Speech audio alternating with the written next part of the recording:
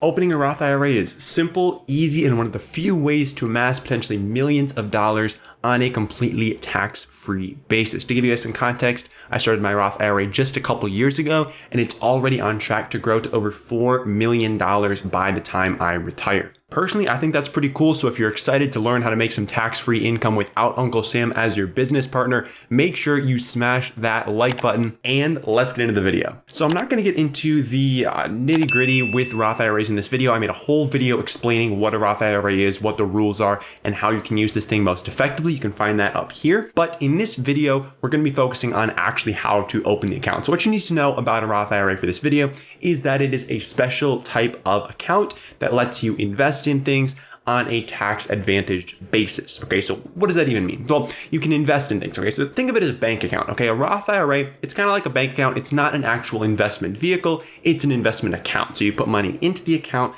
and then you use that money to invest in different things, buy some Google stock, buy some Amazon, buy some index funds, all that good stuff you can buy within your Roth IRA. Okay, so what we're talking about in this video is actually opening the account. If you want to learn about how to invest within the account, that's going to be a topic for another day. Now, one really important aspect of a Roth IRA, as opposed to a traditional IRA, is that with a Roth IRA, you put money into this account that you've already paid taxes on. Okay, so with a traditional IRA, what you're doing is you're putting money into the account before you pay taxes on it, so it can grow before you pay taxes, and then in retirement, you're going to be paying taxes on that money. With a Roth IRA, it's the other way around, okay? So you pay taxes today, and then in retirement, you can take it out without paying any taxes. Now, if you want a full comparison between the two types of accounts, video up here, did that a while ago, and that's going to be important for you to determine which of these accounts should you actually be opening. The process is very similar between the two. The rules are very similar between the two, but you'll want to check that out to make sure you know what you're getting into. But for the purposes of this video, that is enough context on Roth IRAs. Just know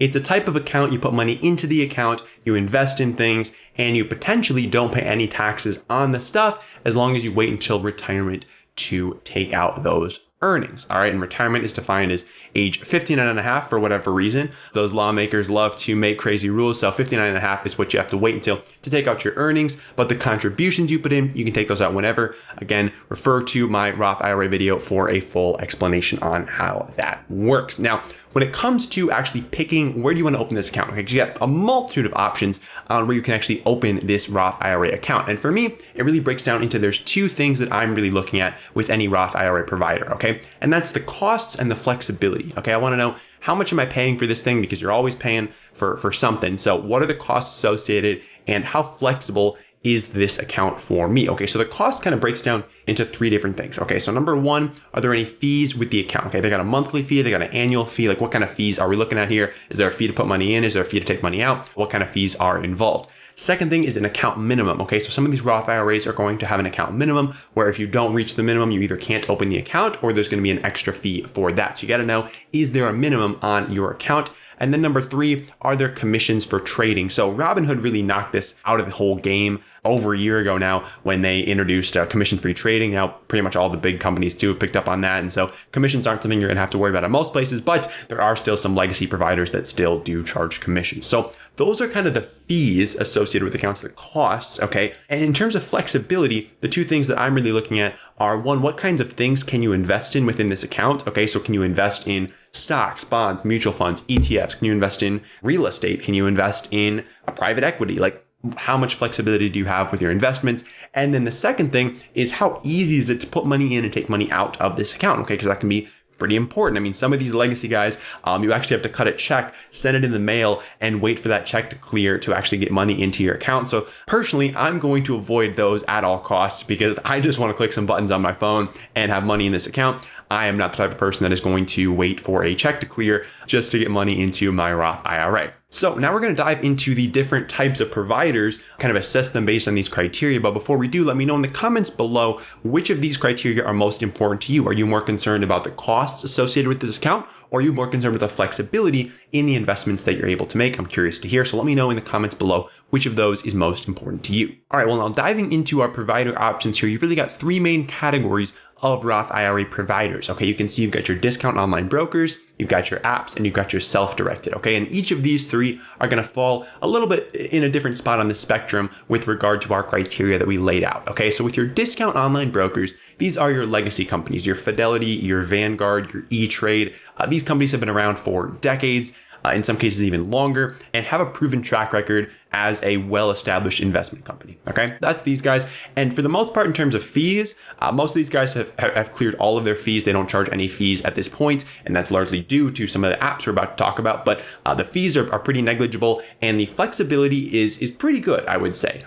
With most of them, you can't invest in things like real estate directly. You can buy things like REITs, but you can't invest in real estate directly, and you can't really invest in private equity either within their standard IRA or Roth IRA offerings. Okay, so that's your discount online brokers. With your apps, you've got Webull, you've got M1 Finance. These are the two biggest ones. Robinhood at the moment does not offer any kind of retirement accounts, Roth IRAs, etc. So they would be on the list, but they do not offer this. So with these guys, very similar. Again, with the costs, there are no fees at all for these accounts. There's no minimums. So again, very similar to discount online brokers. They have a little bit less flexibility in some cases in terms of what you can actually invest in. So with M1 Finance, if you're not familiar, they have kind of this pie thing where you build this pie and it automatically invests based on your different percentages, which is a little bit less flexibility than something like a Fidelity or a Vanguard where you can choose what to buy.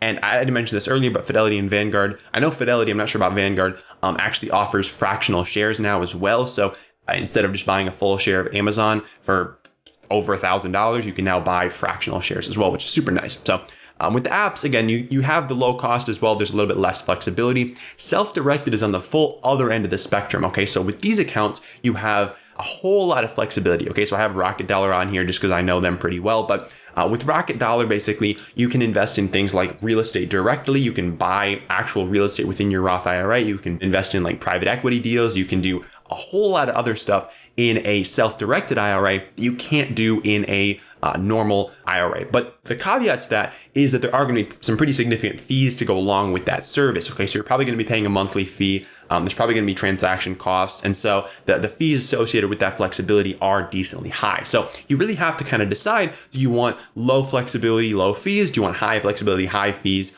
Or somewhere in the middle. Now we're about to dive into my computer. I'm going to walk you step by step through how to open a Roth IRA with my personal favorite provider where I keep my Roth IRA. But before we do, let me know in the comments down below which of these categories of Roth IRA providers are you leaning towards right now? I'm really curious to hear, so let me know in the comments down below. All right, so personally, I chose Fidelity for my Roth IRA provider, and I use them for pretty much everything investment related at this point. And the main reason for that is, as opposed to some of these apps like Webull and M1 Finance that I like, and I have money in those apps, I prefer a time-tested company for my retirement savings. Maybe that's just a little bit old-fashioned, but I prefer a company that's been around for a couple of decades as opposed to a couple of years as a place to keep my retirement savings that I plan to keep somewhere for decades. So that's just personally why I do it. I mean, same as the apps. I mean, there's no fees, there's no account minimums, there's no there's no commissions, and really it's very similar.